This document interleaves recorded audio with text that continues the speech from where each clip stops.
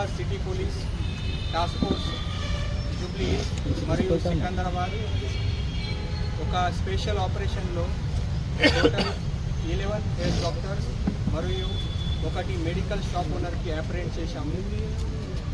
ఈ 12 మెంబర్స్ పైన మన హైదరాబాద్ సిటీలో డిఫరెంట్ పిఎస్ఎస్లో మేము కేసు బుక్ చేశాము.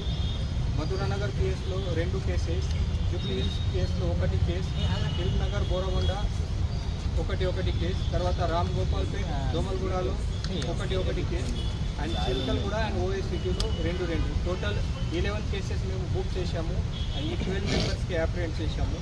ఈ అందరూ 11 డాక్టర్స్ గత కొన్ని సంవత్సరం నుంచి ఫేక్ డిగ్రీ సర్టిఫికేట్ ఆబ్టైన్ చేసి ఫేక్ డాక్టర్ సర్టిఫికేట్ పట్టుకొని సొసైటీలో రెగ్యులర్గా అది డాక్టర్గా పోస్ట్ చేసి ఈ ట్రీట్మెంట్ రెగ్యులర్గా చేస్తూ ఉన్నారు. సో వాళ్ళకి ఈరోజు మేము అప్రెంట్ చేశాము.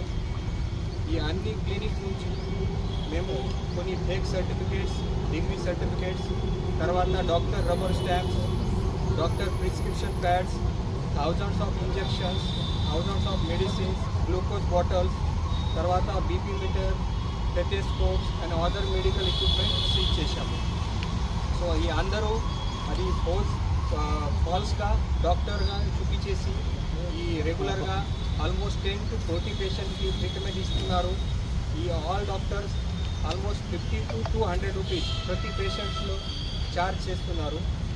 ఈ డాక్టర్ గురించి చెప్పాలంటే మధురానగర్లో ఒకటి Sri aqua first aid centre లాగా పెట్టారు. ఇది రామ్శేఖర్ రెడ్డి వాడు మెడికల్ షాప్ ఓనర్, వాళ్ళ భార్య పైన ఈ మెడికల్ షాప్ ఉంది. తర్వాత అక్కడ భార్య పని చేయట్లేదు, ఇది హస్బెండ్ అక్కడ ఈ మెడికల్ షాప్ రన్ చేస్తున్నారు. సో కొన్ని ఫైనాన్షియల్ బర్డన్తో అని అక్కడ తక్కువ కస్టమర్తో వాడు ఒక రాగం సుధాకర్ అక్కడ ఫేక్ డాక్టర్కి అక్కడ తీసుకొని ఈ ఫస్ట్ ఎయిడ్ సెంటర్ స్టార్ట్ చేశారు. ఆ రాగం సుధాకర్ అది అనెస్థియా టెక్నీషియన్గా ఉన్నారు. వాళ్ళు 20 ఇయర్స్ ఒక ఓమినీ హాస్పిటల్లో అది టెక్నీషియన్గా పనిచేశారు. తర్వాత ఒక సంవత్సరం నుంచి ఇక్కడ ఈ ఫస్ట్ ఎయిడ్ సెంటర్లో యాజ్ అ డాక్టర్గా ట్రీట్మెంట్ ఇస్తున్నారు.